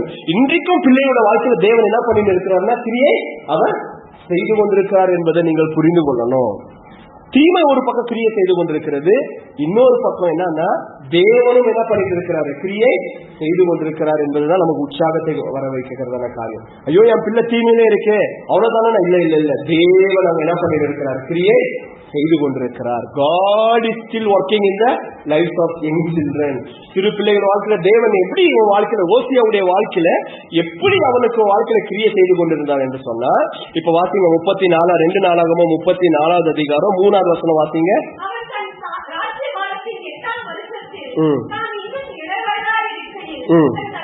அவன் இன்னும் எந்த வயதா இருக்கையில், இள வயதா இருக்கையில் அவன் என்ன தேட ஆரம்பிச்சான், தேவனை தேட ஆரம்பித்தான். ஆக்சுவலி தேட ஆரம்பிச்சிருக்க கூடாது அவன், ஏன்னா அப்பாவும் அப்படி இல்லை, அம்மாவும் இல்லை, தேசமும் அப்படி இல்லை, குடும்பமும் அப்படி இல்லை. ஆனால் இவன் என்ன பண்ணனா, தேவனை தேட அவன் ஆரம்பித்த. பாருங்க, ஆண்டவர் வந்துட்டு அப்படி விடுகிறவர் அல்ல. ஸ்டில் தீமை ஒரு பக்கம் போராடி கொண்டிருந்தாலும் தேவன் இன்னொரு பக்கம் என்ன பண்ணிட்டு இருக்கிறாரு, எப்படி அவன் கர்த்தரை தேட வேண்டும் என்று அந்த தேட கர்த்தர் அவன் என்ன பண்றான், தேட வைத்து வாசிங்க.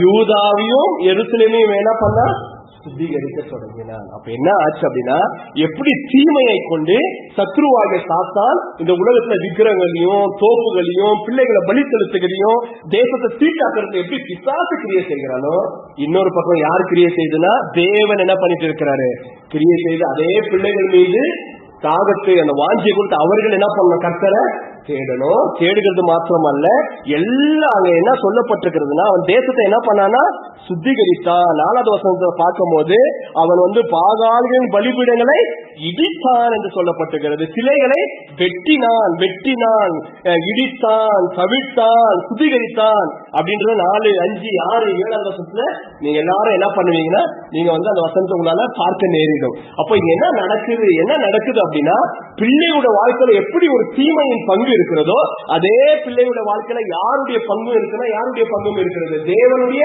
பங்கும் இருக்கிறது என்பதை நம்ம புரிஞ்சிக்க வேண்டியதா இருக்கிறது. புரியுது இல்லைங்களா? நம்ம எல்லாருடைய பிள்ளைகள வாழ்க்கையில நீங்க we should not lose hope. நம்ம நம்பிக்கை நம்ம இழந்தக்கூடாது நம்ம பிள்ளைகள் மீது. இவங்க இதுக்கு அடிமை ஆயிட்டாங்க, அவங்க அதுக்கு அடிமை ஆயிட்டாங்க, என் பிள்ளை என் பேச்சை கேட்க மாட்டேங்குது, அவங்க வாழ்க்கை போயிடுச்சு அப்படின்னு நீங்க யாரும் பெற்றோர்கள் நம்ம யோசிக்க தேவையில்லை.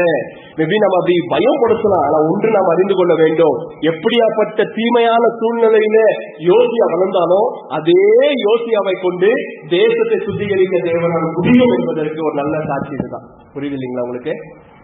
அதே யோசியா எந்த குடும்பத்துல தீமை இருந்ததோ அந்த தீமையை சுத்திகரிக்க தேவன் என்ன பண்ணார்? யோசியா பிள்ளைகளுக்கு தேவன் பயன்படுத்தினார்.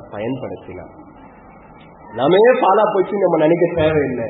நம்ம இன்னும் நீங்க செபிக்கலாம், ஆண்டவரை இன்னும் என் பிள்ளைக்குள்ள கிரியை செய்யுங்க ஆண்டவரை அப்படின்னு நம்ம செபிக்கும் போது, யோசியாவை எப்படி கர்த்தரை தேட வைத்தாரோ, கர்த்தர் எப்படி இவனை கொண்டு விக்கிரங்களை அழிக்க வைத்தாரோ, இவனை கொண்டு எப்படி விக்கிரக தோப்புகளை நிர்மூலமாக்க வைத்தாரோ, இந்த யோசியா ராஜாவை கொண்டு கர்த்தர் எப்படி தேசத்தை சுத்திகரித்தாரோ, எனக்கு அறிஞர் என்ன சொல்றேன் அப்படின்னு கேட்டீங்கன்னா, தேவன் உங்களுடைய பிள்ளைகளுடைய வாழ்க்கையில, நம்முடைய பிள்ளைகளுடைய வாழ்க்கையில, விசேஷமா VBS வர எல்லா பிள்ளைகளுடைய வாழ்க்கையில கர்த்தர் கண்டிப்பா என்ன பண்ணுவாரு? செய்வார். தீமையின் பங்கை காட்டில உலகத்தில் இருக்கிற அவனை விட நமக்குள் இருக்கிற தேவன் என்னவா இருக்கிறார்? அவர் பெரியவர், அவர் பெரியவர். இதுதான் நீங்க பார்க்கணும். எத்தனை தீமையில பிள்ளைகள் வளர்ந்தாலும், இவன் மோசமானவன் அப்படின்னு உலகம் அவங்க சொன்னாலும், இவன் தருதல, இவன் எதுக்கு லாய்க்கு இல்ல, பிள்ளை வாழ்க்கை போச்சு அப்படின்னு சொன்னாலுமே ஸ்டில்வியாகும். இன்னும் ஆண்டுக்குள்ள நமக்கு ஒரு நம்பிக்கை உண்டு. ஏன்னா அப்படியாப்பட்ட சூழ்நிலையில வாழ்ந்த யோசியாவை கர்த்தருடைய கரம் என்ன பண்ணுச்சு? எடுத்தது மாத்திரம் ஆச்சரியம் இல்லை, அவனை கொண்டே தேவன் என்ன பண்ணார்? எல்லாத்தையும் சுத்திகரிச்சு எல்லா தீமையும் என்ன பண்ணார்? அவனை கொண்டே அகற்றினார். இன்னைக்கு நம்முடைய பிள்ளைகள் போதைக்கு அடிமையா இருக்கலாம், ஆனா கர்த்தர் அவங்க வாழ்க்கையை கிரியை செய்யும் போது அதே போதைக்கு அடிமையா இருக்கிற பிள்ளைகள் நடுவில் அவர்களில் ஊழியம் செய்யும்படியாக கர்த்தர் நம்முடைய பிள்ளைகளை மாற்றுவார். இதை நீங்க நல்லா புரிஞ்சுக்கோங்க. இன்னைக்கு நம்முடைய பிள்ளைகள் பாவத்துல இருக்கலாம், இன்னைக்கு அவங்க பாவத்தில் அடிமையா இருக்கலாம், தீமையுடைய பங்குனால அவங்க பாதிக்கப்பட்டிருக்கலாம். ஆனா நீங்களும் நானும் ஒன்று அறிந்தவர்கள், நாம் ஆராதிக்கிற தேவன் அவர்களை தொடும் போது அதே பிள்ளைகள் மாற்றப்பட்டு நாளைக்கு அப்படியாப்பட்ட பிள்ளைகள் நடுவில் கர்த்தர் அவர்களை ஊழியம் செய்யும்படியாக கர்த்தர் என்ன பண்ணுவார்? கண்டிப்பா செய்வார். கண்டிப்பா கர்த்தர் செய்வார். அதான் யோசியாவுடைய வாழ்க்கை நீங்க பாக்க, ஜோஷியாவுடைய லைஃப்ல அப்பா அதை பண்ணா, அப்பா வச்சா, பிள்ளை வைக்கல, பிள்ளை என்ன பண்ணா? உடைச்சான். கர்த்தர் செஞ்சார். நீங்க சொல்லலாம், இல்லப்பா இவங்க அப்பதான் இவனை கெட்டுட்டான், இவங்க அப்பக்காரன் தான் இவனை ஸ்பாயில் பண்ணிட்டான் அப்படின்னு நீங்க யோசிக்கிறீர்களோ? இல்ல இந்த குடும்ப சூழ்நிலை என் பிள்ளைய கெட்டு குட்டிச்சோர் ஆச்சு நீங்க யோசிக்கிறீங்களோ? நீங்க யோசிக்காதீங்க. Still God can work. இன்னும் ஆண்டவர் என்ன பண்ண முடியும்? கிரியை செய்ய முடியும். மனாசே பண்ணதை, ஆமோன் பண்ணதை தேவன் யோசியை கொண்டு தேவன் என்ன பண்ணாரு? சரி எல்லாம் இப்படிதான் இதே மாதிரிதான் என் புள்ளியா இருக்கும். அப்படி இருக்க முடியாது. அப்படி இருக்க நம்மளும் என்ன பண்ண முடியாது? விட்டுவிட முடியாது. ஏன்னா நம்ம தேவன் கிரியை செய்து கொண்டு இருக்கிறார். நம்ம தேவன். அப்போ இந்த யோசியாவுடைய வாழ்க்கையில பார்க்கும்போது அவனை கொண்டு ஃபர்ஸ்ட் பண்ண காரியம் என்னன்னா, கர்த்தர் என்ன பண்ணாருன்னா எல்லாத்தையும் என்ன பண்ணாரு? கிளீன் பண்ணாரு. அப்பா வச்சிருந்த, தாத்தா வச்சிருந்த, இவனை கொண்டு என்ன பண்ணாரு? ஆண்டவர் கிளீன் பண்ணார். இன்னைக்கு நம்ம தேசத்துல வேற மாதிரி போயின்னு இருந்தாலும் பரவாயில்ல, தேவன் பிள்ளைகளை தொட்டு அவர்கள் எழுந்து நிற்கும் போது அவர்களை கொண்டு தேவன் நம்முடைய தேசத்தை சுத்திகரிக்க கர்த்தர் போதுமானவராக இருக்கிறார். நாளைக்கு அப்படியாப்பட்ட தலைவர்கள் நம்முடைய பிள்ளைகள் மாறணும். புரியுதுங்களா? இன்னைக்கு மனசை இன்னைக்கு நினைக்கலாம், கட்டிட்டேன், நான் அங்க கட்டிட்டேன், நான் இதை இங்க கட்டிட்டேன், தேசத்துல இந்த சட்டத்தை நான் கொண்டு வந்துட்டேன் அப்படின்னு இன்னைக்கு இருக்கிற மனாசையும் அம்மோனும் யோசிக்கலாம். ஆனா தேவன் என்ன பண்ணுவாருன்னா, ஜோஷியா போன பிள்ளைகளை கர்த்தர் எழுப்பி அதை சதத்தை வைத்து நம்முடைய தேவன் உண்மை உள்ளவர். அதுதான் சில்ட்ரன் மினிஸ்ட்ரியுடைய மேன்மை, அதுதான் பிள்ளையுடைய ஊழியத்துடைய மேன்மை.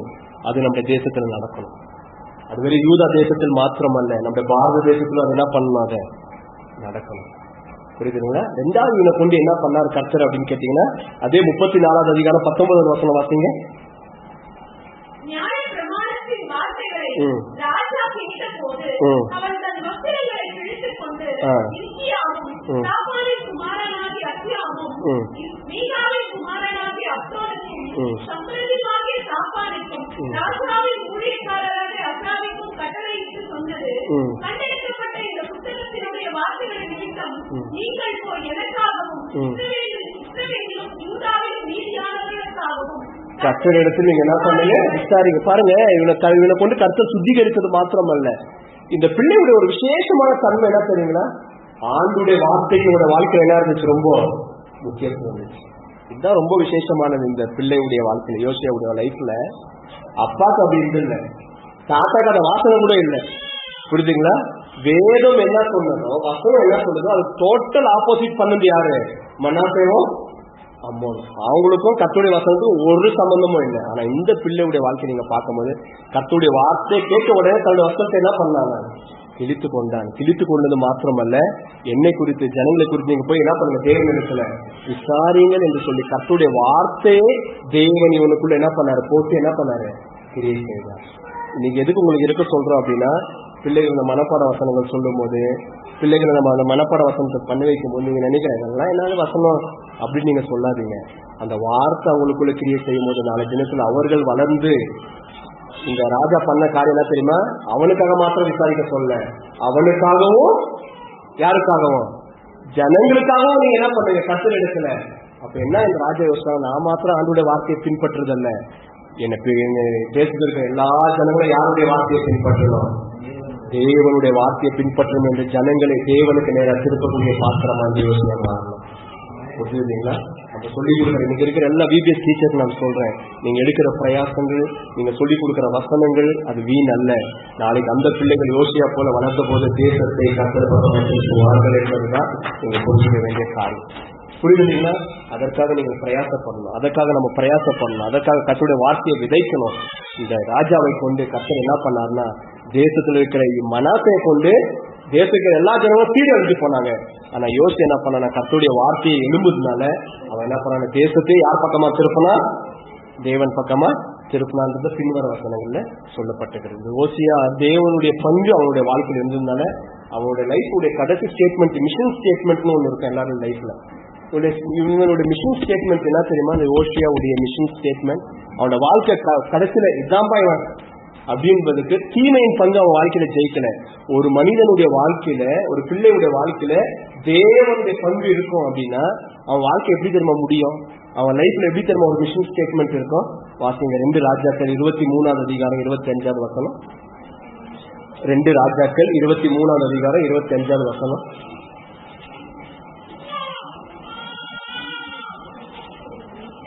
2 ராஜாக்கள் 23வது அதிகாரம் 25. கர்த்தரிடத்திற்கு தன் முழு இருதயத்தோடும், எல்லாம் கவனிங்க, முழு இருதயத்தோடும் முழு ஆத்மாவோடும் தன் முழு பலத்தோடும் யோசேயுடைய நியாய பிரமாணத்துக்கு ஏற்றபடி எல்லாம் செய்ய மனதை என்ன பண்ணானா? சாய்த்தான் என்று யாரை குறித்து எழுதப்பட்டிருக்கிறது? யோசியா. முழு இருதயத்தோடு முழு பலத்தோடுனா உங்களுக்கு ஒரு வசனம் சற்று ஞாபகம் வரணும். எந்த வசனம்? தர்மோபதேசம் இயேசுவும் அந்த புதிய ஏற்பாடு என்ன சொன்னார்? தேவனுடைய கர்த்தரை முழு இதயத்தோடு முழு பலத்தோடு முழு ஆத்மாவோடு முழு சிந்தியோடு என்ன பண்ணுவையாக? அன்பு கூறுவையாக என்று சொன்னது. இந்த 8 வயதுல இவன் ராஜாவானான் பாத்தீங்களா? அவன் அப்போ குழந்தைதான். ஆனா தேவனுக்காக தலைவனா நிற்கும் போது தன்னுடைய முழு இருதயத்தோடு முழு ஆத்மாவோடு முழு சிந்தையோடு யாரை தேடுகிறவனாய் மாறினா? கர்த்தரை தேடுகிறவன். அவனுடைய வாழ்க்கை தேவனுக்கு என்று உருவாக்கப்பட்டது. கருமையானவர்கள என்ன தெரியுமா? நம்ம செபிக்கணும். நம்ம பிள்ளைகள் அதெல்லாம் பண்ணிட்டு, ஐயோ என் பிள்ளை பத்தி எப்படிலாம் சொல்லிச்சு, என் பிள்ளை எப்படிலாம் டான்ஸ் ஆடிச்சு, என் பிள்ளை இதெல்லாம் பண்ணிச்சுன்றதுக்காக அல்ல. நாளைக்கு ஆண்டவரே என் பிள்ளை இந்த சிறு வயதுல இருக்கும் போது உங்களுடைய எல்லா வசனத்தை கேட்டு நாளை தினத்துல முழு இருதயத்தோடு முழு பலத்தோடு முழு ஆத்மாவோடு முழு சிந்தையோடு ஆண்டவரே இயேசுவை அன்பு கூறுவோம்லாம் நம்முடைய பிள்ளைகள் மாற்றப்படணும். வீதிக்கு வருகிற பிள்ளைகள் எல்லாம் மாற்றப்படணும். இதுதான் நம்முடைய பிரதானமான நோக்கம். தேவன் பிள்ளைகளுடைய வாழ்க்கையில கிரியை செய்தா அதுதான் நடக்கும். மனாசே முழு இருதயத்தோடு கர்த்தரை தேடல, அம்மோன் முழு இருதயத்தோடு கர்த்தரை தேடல. ஆனா யார் தேடுன்னு தெரியுங்களா? யோசியா தேடிட்டான். உங்களுடைய பிள்ளைகள் அப்படியாக மாறுவாங்க. பிபிஎஸ்சி வர பிள்ளைகள் அப்படியாக மாறணும். அதுதான் நம்முடைய பங்கு ஆச்சுங்களா. கடைசியா ஒரு காரியத்தை சொல்லி இப்ப நம்ம முடிக்க போறோம். இப்ப என்ன தெரியுங்களா பெரிய கேள்வி, $1,000,000 கொஸ்டின் சொல்லுவாங்க. நீங்க பைபிளை கொஞ்சம் திருப்பி திருப்பி எல்லாம் பார்த்தாலும் 2 நாளாகமோ 2 ராஜாக்கள்ல தான் இது இருக்கு. 8 வயசுல அவன் ராஜாவானா, முதல் வசனம் இருக்கும். 2வது வசனத்துல அவன் கர்த்தரை தேடுகிறவனா ஆயிட்டான். தாவீதின் வழிகள்னாலதான் அவனுக்கு யார் ட்ரைனிங் கொடுத்தாங்க, அவன் எந்த பிபிஎஸ் அட்டென்ட் பண்ணான், அவன் எந்த சண்டே கிளாஸ் அட்டென்ட் பண்ணான், அம்மாவும் சொல்லி கொடுத்தாங்களா தெரியல, அப்பா சான்ஸே இல்லை, தாத்தா சான்ஸே இல்லை. எப்படி இவன் வளர்ந்தான்? எப்படி இவன் விக்கிரக தோப்புகளை அழிக்கிறவனா மாறினான்? எப்படி இவன் கர்த்தருடைய வசனத்துல இவ்வளவு தாகமா மாறிட்டான்? எப்படி ஜனங்கள் எல்லாம் வசனத்துக்கு நேரம் திருப்பினான்? எப்படி கர்த்தரோட முழு இருதயத்தோட முழு பலத்தோட முழு ஆத்மோட எப்படி அன்பு கூர்ந்தான்? எப்படி ஆண்டவரே உருவாக்கப்பட்டது? எப்படி இன்றைய பிள்ளைகள் நாளைய தலைவர்களாக மாற வேண்டும். இன்றைய பிள்ளைகள் நாளைக்கு கர்த்தரை நேசிக்கொள்ள மாறணும் அப்படின்னா எப்படி மாறினா? இவன் எப்படி மாறினா? ஒரு சூழ்நிலையும் சாதகமா இல்லையே அப்படின்னு ஒரு கேள்வி இருக்கு இல்லைங்களா நமக்கு. மேபி இங்க எந்த படம் எந்த ஆன்சரும் உங்களுக்கு தெரியாது, மேலோட்டமா நீங்க பார்க்கும்போது எந்த ஆன்சரும் தெரியாது. ஒரே ஒரு பாசிபிலிட்டி இருக்கு, ஒரே ஒரு என்ன சொல்லப்பட்டிருக்குன்னா ஒரே ஒரு குறிப்பு மாத்திரம் சொல்லப்பட்ட. மேபி அதை வச்சுதான் நம்மளுக்கு என்ன தெரியும் அப்படின்னா, ஆமா ஒருவேளை இப்படி நடந்திருக்கான வாய்ப்பு உண்டு. இவன் மாத்திரம் எப்படி? ஏன்னா நீங்க பார்க்கும்போது இவனை உருவாக்கின கரணம் ஒண்ணு இருக்கு பாத்தீங்களா. இவன் he was in a false hand, he was not in a safe hand. ஒரு தவறான கையில இருந்தவன் யோசியா. தாத்தாவுடைய கை தவறான கை, அப்பாவுடைய கை தவறான கை. இவனை செதுக்கினவனாலும் ஒழுங்கானவன்கள் அல்ல. இவன் மாத்திரம் வேற மாதிரி எப்படி வந்துட்டான்? இவன் மாத்திரம் வேற மாதிரி எப்படி வந்துட்டான்? யாருக்கு இவன் என்ன பண்ணா? இவன் எங்கன்னா போனா ஸ்பெஷலா தேவன் தேடினான்னு பார்த்தோம் இல்லைங்களா. எப்படி இவன் மாத்திரம் தேவனை தேடினா? யாருன்னா சொன்னாங்களா இவனுக்கு தேவனை தேடுங்க? எனக்கு அருமையானவங்கள இங்கதான் இன்னொரு ரோடு இருக்கு. ஒரு பிள்ளை வளருவதிலே கெட்டு குட்டிச்சோரா போறதுல தீமையின் பங்கு இருக்கு. அதே பிள்ளை வளர்ந்து நிற்பதுல யாருடைய பங்கு இருக்கு? தேவனுடைய பங்கு இருக்கு. ஆனா தேவன் அப்படி செய்யணும் அப்படின்னா, தேவன் அப்படி செய்யணும்னா மூன்றாவது இன்னொரு நபருடைய பங்கு இருக்கு. அப்ப யோசியாவுடைய வாழ்க்கையில யார் பங்கு இருந்துச்சு தெரியுங்களா? யோசியாவுடைய வாழ்க்கையில எரேமியாவின் புஸ்தகம் 1வது அதிகாரம் 1வது வசனம் வாசிங்க.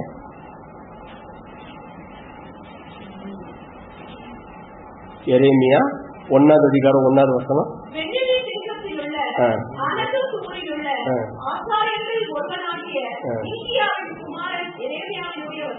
எரேமியா யாரு? தீர்க்கதரிசி. அவருடைய வசனங்கள். இவன் எரேமியா எந்த காலத்தில் அவன் வைக்கப்பட்டிருந்தான்? 2வது வசனம்.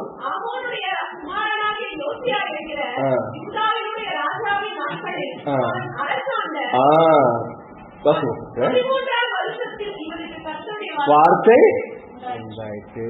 எரேமியா யாருடைய காலத்தில் வைக்கப்பட்டிருந்தான்? யோசியா, அம்மோனுடைய புத்திரனாகிய யோசியாவுடைய காலத்தில் என்ன தீர்க்கதரிசி இருந்தான்? எரேமியா வைக்கப்பட்டிருந்தான். நீங்கள் பூமிக்கு உப்பு உலகத்துக்கு வெளிச்சம் இல்லையா? எரேமியா வைக்கப்பட்ட அவன் என்ன பண்ணா? கர்த்தருடைய வார்த்தையை அவன் என்ன பண்ணான்? உரைத்து கொண்டிருந்தான். இது மாத்திரமல்ல, நீங்க செப்பனியால பார்க்கும்போது செப்பனியா 1:1 கூட அவனும் ஒரு தீர்க்கதரிசி தான். அவனும் யாருடைய நாட்கள் வைக்கப்பட்டிருந்தான் தெரியுங்களா? இதே யோசியா அரசாங்கம் போது அந்த தீர்க்கதரிசி இருந்தான். எந்த தீர்க்கதரிசி? செப்பனியா தீர்க்கதரிசி. அப்போ இவனுடைய நாட்களில யார தெரியுமா கர்த்தர் வச்சிருந்தாரு? யார வச்சிருந்தாருன்னா, இன்றைய பிள்ளைகள் நாளைய தலைவர்கள். இவங்க கிடக்கூடாது, தீமை உங்க வாழ்க்கையில இருக்கு, அந்த தீமைக்கு உங்க பலி ஆகக்கூடாது என்பதற்காக அந்த நாட்களிலே தேவன் யாரை வைத்திருந்தாருன்னா எரேமியா போன்ற தீர்க்கதரிசியை, அப்புறமா செப்பனியா போன்ற தீர்க்கதரிசியை கர்த்தருடைய வார்த்தையை உரைக்கிறவங்களை வச்சிருந்தபடியால் தான் ஒருவேளை அந்த தாக்கத்தினால இந்த யோசியா ராஜா தேவன் பக்கமா என்ன பண்ணிருக்க திரும்பி இருக்க வாய்ப்பு உண்டு.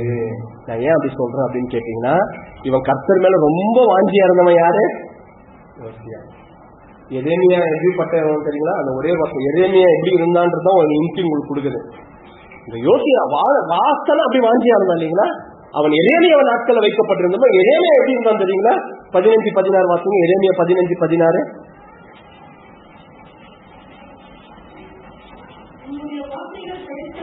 உம்முடைய வார்த்தைகள் கிடைத்த உடனே அவைகளை உட்கொண்டே, உம்முடைய வார்த்தைகள் எனக்கு சந்தோஷமும். இது யார் சொன்ன வார்த்தை? எரேமியா என்னவா? அவருடைய வார்த்தையை பார்த்த உடனே உட்கொண்டேன்னு என்ன தெரியுமா அர்த்தம்? உடனே என்ன பண்ணானா? சாப்பிட்டானா. ஏன்னா எரேமியாக்கு கர்த்தருடைய வார்த்தை அவ்வளோ தெரியும். அதே சூழ்நிலை அதே இதுல வைக்கப்பட்டவனா யாரு? ஓசியா ராஜா. அவனும் கர்த்தருடைய வார்த்தை கேட்கும் போது என்ன பண்ணான்? எரேமியா என்ன பண்ணானோ அதுவே யார் பண்ணது? யோசியா பண்ணான். புரியுது இல்லைங்களா உங்களுக்கு? அப்போ இந்த யோசியாவுடைய வாழ்க்கை உருவாக்கப்படுகிறதுக்கு செதுக்கிறதுக்கு முக்கியமான காரணங்கள் யாரா இருக்கிறதுக்கான வாய்ப்புகள் இருக்கு அதிகமான எரேமியா போன்ற கர்த்தருடைய வார்த்தையை சொல்லுகிறவர்கள், செப்பேனியா போன்றவர்கள் கர்த்தர் வைத்திருந்தபடியால் தான் அவருடைய தாக்கத்தினால என்ன ஆயிட்டானா, யோசியா கர்த்தரை தேடுகிறவனாய் அவன் என்ன பண்ணா மாற்றப்பட்டான். அப்ப என்ன நீங்க புரியணும் கேட்டீங்கன்னா, இன்றைய பிள்ளைகள் நாளைய தலைவர்களாக மாற்றப்படுவதற்கு, மாற்றப்படக்கூடாது என்பதற்கு தீமைக்கு பங்கு உண்டு, மாற்றப்பட வேண்டும் என்பது தேவனுடைய சித்தம். இது ரெண்டு நடுவில் யாருடைய பங்கு இருக்கிறது? உங்களுடைய பங்கும் என்னுடைய பங்கும் இருக்கிறது. நீங்களும் நானும் எரேமியாவை போல இந்த பிள்ளைகளுடைய வாழ்க்கையில் நம்ம என்ன பண்ணப்பட்டிருக்கிறோம்? வைக்கப்பட்டிருக்கிறோம். இவ்வளவு நாட்கள் 2 நாட்கள் நீங்க பிரயாசப்பட்டீங்க இல்லையா? அது நீங்க இங்க சொல்லி கொடுத்தாலும் சரி, போய் ஆட்களை இன்னும் வந்து விட்டாலும் சரி, அங்க போய் காய்கறி அடிச்சிருந்தாலும் சரி, நீங்க எரியமையை போல ஏதோ ஒரு காரியம் ஆண்டவர் இந்த பிள்ளைகளுடைய வாழ்க்கையில நீங்க தேடணும், உங்களுடைய தேடுதல் வரணுன்றதுக்காக, அவருடைய வாழ்க்கைக்காக நீங்க கொடுத்த பணம், நீங்க கொடுத்த நேரம், இது எல்லாமே என்னன்னு கேட்டீங்கன்னா, அந்த பிள்ளைகள் எப்படியாச்சும் கர்த்தருக்காக உருவாக்கப்பட வேண்டும் என்பதற்காக எனக்கும் ஒரு பங்கு இருக்கிறது என்று சொல்லி எரேமியா போல நம்ம என்ன பண்ணோம்? நம்முடைய பங்கை இதுதான் நான் சொல்ல வரேன். இங்க இருக்கிற நம்ம எல்லாரும் உங்களை டீச் பண்ண முடியாதுதான், பரவாயில்ல, உங்களால ஜெபிக்க முடியும் இல்லைங்களா? எல்லாரும் நான் வந்து வாலண்டியர் நீங்க ஒர்க் பண்ணீங்க இல்லைங்களா? போய் பிள்ளைகளை கொண்டு வந்து விட்டீங்க இல்லைங்களா? இதெல்லாத்தையும் நீங்க என்ன புரிஞ்சுக்கணும் அப்படின்னு கேட்டீங்கன்னா, அந்த பிள்ளைகள் நாளைக்கு தலைவர்களாக யோசியா போல மாறுகிறதுக்கு யாருக்கு பங்கு இருக்கிறது? இங்க இருக்கிற ஒவ்வொருவருக்கும் பங்கு. அந்த பங்கை நீங்கள் நிறைவேற்றணும். You should fulfill that responsibility. You should fulfill that responsibility. அதனால இந்த எல்லா காரியங்களுக்காக ஒத்துழைத்தீர்கள், உங்களை கர்த்தர் ஆசீர்வதிப்பாராக. ஆனா நம்முடைய லக்கு என்ன பண்ற இங்கே முடியல. இனி வரப்போகிற நாட்களில கூட நம்முடைய பிள்ளைகள் நாளைய தலைவர்களாக மாற்றப்படுவதற்கு நம்முடைய நேரத்தையும், நம்முடைய பணத்தையும், நம்முடைய உடலையும், நம்முடைய உள்ள எல்லாத்தையும் 100% நம்ம கொடுக்கும் போது, ஒருவேளை எரேமியா போல கர்த்தர் வைத்திருக்கலாம்.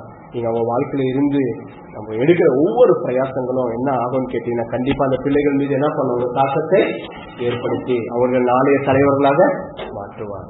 அப்போ ஒருவேளை ஃபேமிலி நல்லா இல்லாம இருக்கலாம், அப்பா நல்லாம இல்லாம, அம்மா நல்லாம, ஒன்றும் பிரச்சனை இல்லை. இங்க இருக்கிற எல்லாருக்கும் நான் சொல்றேன், உங்களுக்கு நல்ல ஒரு ஆவிக்குரிய அனுபவத்தை கர்த்தர் கொடுத்திருந்தா, உங்களுக்கு நல்ல ஒரு கிருபைகளை கர்த்தர் கொடுத்திருந்தா, ஒருவேளை ஆவிக்குரிய அப்பா இல்லாம எவ்வளவு பிள்ளைகள் உண்டு, ஆவிக்குரிய அம்மா இல்லாத எவ்வளவு பிள்ளைகள் உண்டு. நீங்க அவங்க வாழ்க்கையில ஆவிக்குரிய தகப்பனாக, ஆவிக்குரிய தாயாக, எரேமியா போல அவங்க வாழ்க்கையில உங்களால என்ன பண்ண முடியும்? ரோல் பிளே பண்ணி அவங்களை கர்த்தருக்காக என்ன பண்ண முடியும்? உருவாக்க முடியும். அதுதான் நான் உங்களை என்கரேஜ் பண்றேன். பி எ ஸ்பிரிச்சுவல் மதர், பி எ ஸ்பிரிச்சுவல் ஃபாதர். சத்தியா எங்க பார்க்கா தம்பி? அப்புறமா எடுங்க. ஒரு ஆவிக்குரிய தகப்பனும் ஒரு ஆவிக்குரிய தாயாகவும் உங்களுடைய வாழ்க்கை என்ன பண்ணணும்? எல்லாருடைய வாழ்க்கையில பிள்ளைகளுடைய வாழ்க்கையில என்ன தெரியுங்களா? ஒருவேளை அவங்களுடைய பின்னணி நல்லா இல்லாம இருக்கலாம், ஒவ்வொரு பிள்ளையோட பேக்ரவுண்ட் வேற மாதிரி இருக்கலாம். ஐயோ ஒன்னும் ஆகாது, அவங்க அப்பாவும் சரியில்லை, அம்மாவும் நான் என்னத்த பண்ணிட்டேன், விடுங்கண்ணா போட்டோம், இப்படி சொல்றதுக்கான வாய்ப்பு இல்லை. ஏன் தெரியுங்களா? அப்படி இல்லைன்றதுக்காக தான் கர்த்தர் என்ன வச்சிருக்கிறார். அப்படி இல்லைன்றதுக்காக தான் கர்த்தர் என்ன வச்சுக்கிறார். புரியுதா? அப்பாவும் சரியில்லை, அவங்க வீட்டிலே கண்டுக்கல, விட்டு செல்ல பாத்துக்கலாம் நாளைக்கு, அது ஆணு இல்ல இல்ல அப்படி சொல்றதுக்கு நான் என்ன கர்த்தர் வைக்கல, என்ன எரியாம போறதான் கர்த்தர் வச்சுக்கிறேன். நான் யாரும் உருவாக்கணும்? யோசியாவே உருவாக்கணும். இங்க இருக்கிற எல்லாருக்கும் அதோடைய பங்கு கண்டிப்பா என்ன பண்ணேன் இருக்கு. நீங்க எல்லாரும் நீங்க ஒப்பு கொடுக்கணும். ஆண்டவர் இன்னி வரப்போற நாட்கள்ல ஒரு ஆவிக்குரிய தகப்பனா என் பிள்ளைகளுக்கு இருப்பேன், ஒரு ஆவிக்குரிய தாயா இருப்பேன். ஆண்டவரை என் பிள்ளைகளை வளர்ப்பது மாத்திரமல்ல, இன்னும் ஆண்டவரை அறியாத எவ்வளவு பிள்ளைகள் நாளை தலைவர்களாக மாற்றப்படும் வாய்ப்புண்டு. அவங்க எல்லாரும் நான் கொண்டு வரணும்னு சொல்லி எல்லாரும் முழங்கால் படிட்டு ஆண்டவரை நோக்கி பார்த்து கடைசி நம்ம ஜெபம் பண்ணி முடிக்கலாம்.